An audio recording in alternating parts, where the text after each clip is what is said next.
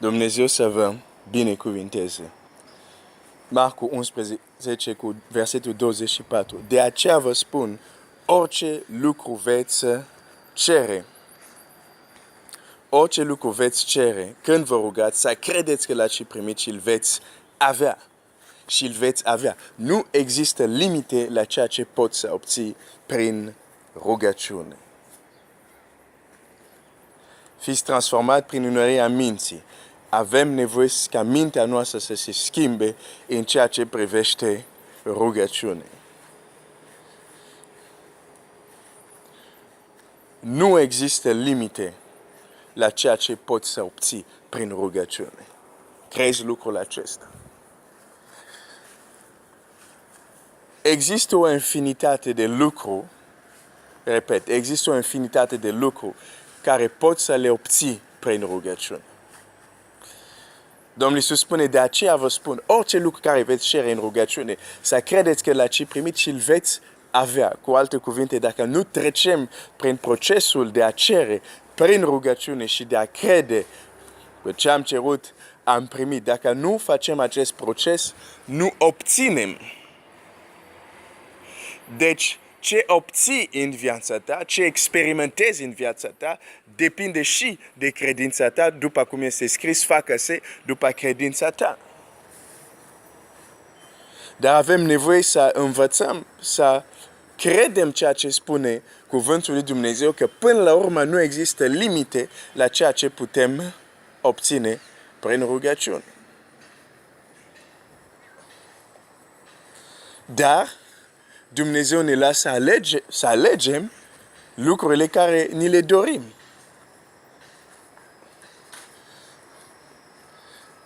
Hai să mă duc în Cartea Genezei să citesc un text.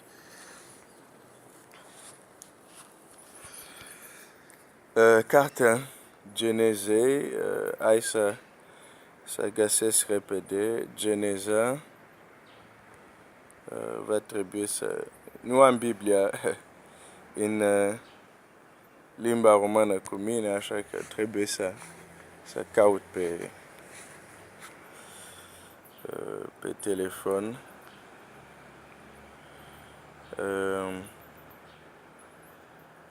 Ok, Geneza. Hai să mergem în Geneza, capitolul... Ok, Geneza. Așa.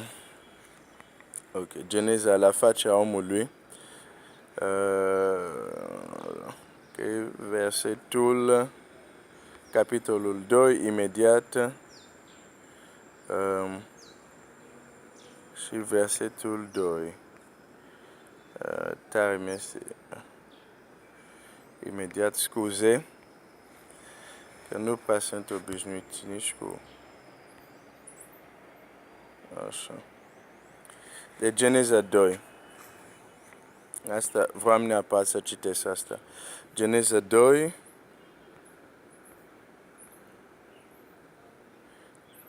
Și zice așa lui Adam.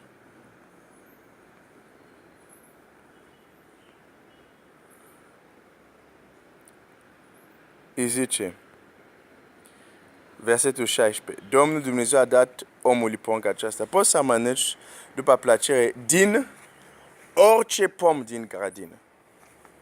Poți să mănânci după plăcere din orice pom din grădină.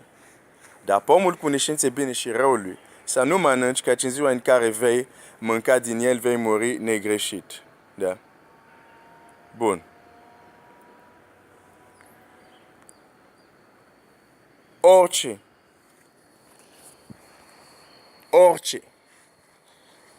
Și eu cred că în grădina Edenei, în ceea ce privește fructe și plantele, era ceva extraordinar de diversificat. Că lucrurile s-au degradat, la fel cum există specii care au dispărut sau în cale de dispariție, cred că am pierdut și câteva specii, ca să zic așa, de pomi și de fructe. Dar el avea totul, era o diversitate acolo. Și Dumnezeu îi spune, orice vrei să mănânci, orice vrei să mănânci. De aceea vă spun, orice lucru veți cere, cuvântul ăsta, orice, din grădina Edene, deja Dumnezeu îi spune omului, vezi grădina aceea, și când te gândești la grădina Edene, totuși este o grădină care era înconjurat cu niște fluviu, da? Nu e mică grădină de la țară, știi? Nu. Era un domeniu vast. Și Dumnezeu zice, în tot acest domeniu vast, tot ce am sadit, pom care sunt, orice poți să mănânci. Cuvântul orice. Dar există, bineînțeles, interzicția, un singur pom, cunoștința bine și un singur pom, Dumnezeu i-a zis, asta să nu mănânci. Da? Un singur pom. Zis, asta să nu mănânci. Dar restul, orice. Doamne, vreau să mănânc avocado. Apoi, mănânc. Apoi astăzi tot avocado. Treaba ta, mănânc. Apoi astăzi tot avocado. Păi stai puțin, există și mango, există și ananas, există și banana. Nu, vreau tot avocado. Da, bine, ți-am zis orice, dacă vrei tot avocado, mănâncă tot avocado. Și iată, mulți copii al lui Dumnezeu, există ananas, există mango, dar mănâncă doar avocado. Dar oricum Dumnezeu a zis orice. Orice. Un singur lucru este, un singur pom, Domnul a zis asta să nu. Și noi, Dumnezeu ne spune, avem tot ce înseamnă păcat să ne ferim. Să nu, asta e singura noastră oprire. Restul, orice. Da? Adică nu poți să te rogi, Doamne, dă-mi înțelepciune să fiu cel mai mare hoț. Da?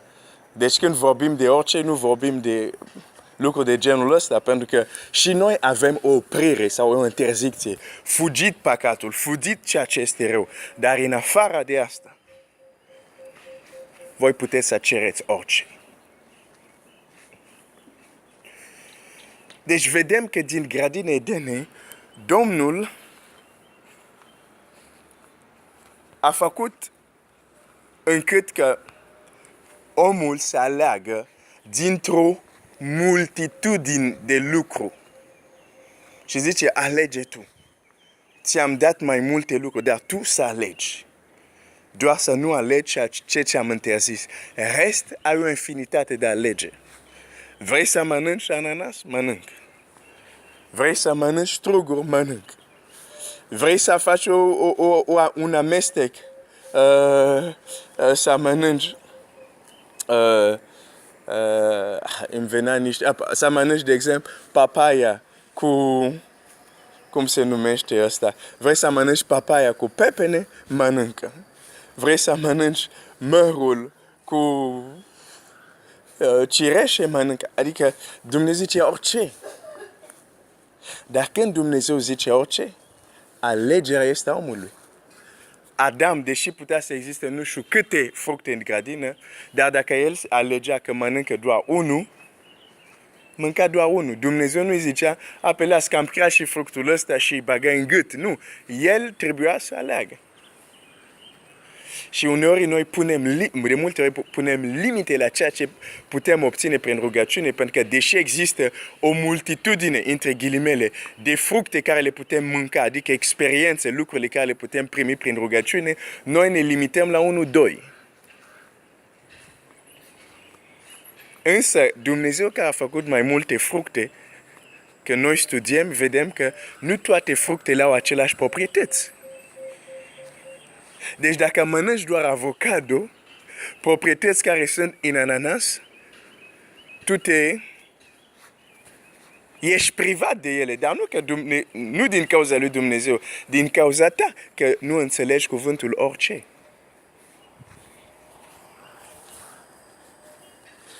Mă rog că anul 2019 să fie un an de o multitudine de experiențe în rugăciune pentru tine și îmi doresc lucrul acesta pentru mine. Există sucuri, de exemplu, există sucuri unde îți zice, ok, suc de pere, suc de mere, suc de portocale. Apoi există când am ajuns în România și când eram student, de fapt, nu prea erau celelalte, erau câteva sucuri, dar nu foarte multe. Dar era un suc care îmi plăcea, se numea Tutti Frutti, adică un amestec de fructe. Adică nu aveai doar, nu știu, nu aveai doar portocală, dar aveai și poate pere, mere și nu știu ce. Un amestec, bine, un amestec chimic, dar era un amestec așa zis de fructe. Nu mai mânca doar un singur fruct.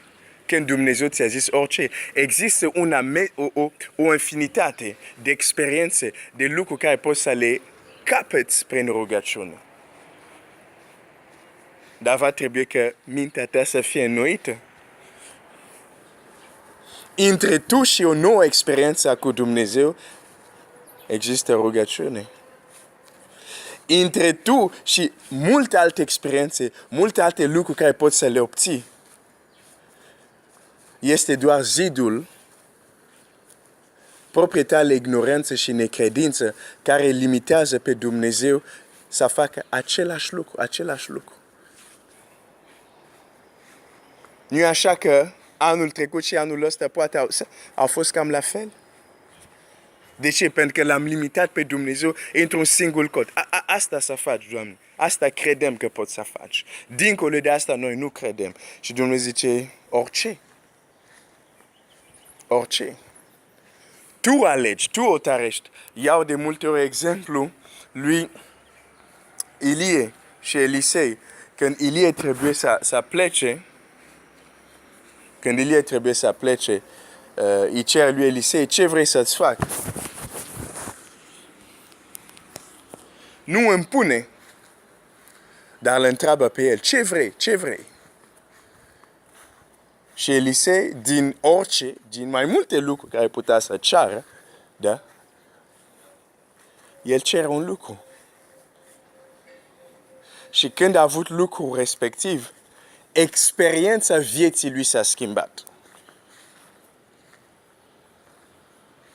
Adică este același om, același misiune, proroc în locul lui Elie, același loc, aceleași oameni, dar o altă experiență, pentru că a primit o îndoită măsură a Duhului care era peste Ilie, dar a cerut lucrul respectiv. Și vreau să-ți spun că același loc de muncă, același casă sau apartament unde stai, aceeași biserică, aceiași oameni, tu poți să trăiești o altă experiență dacă știi să ceri și să primești de la Dumnezeu prin rugăciune, fără să limitezi pe Dumnezeu. Dumnezeu să te binecuvinteze.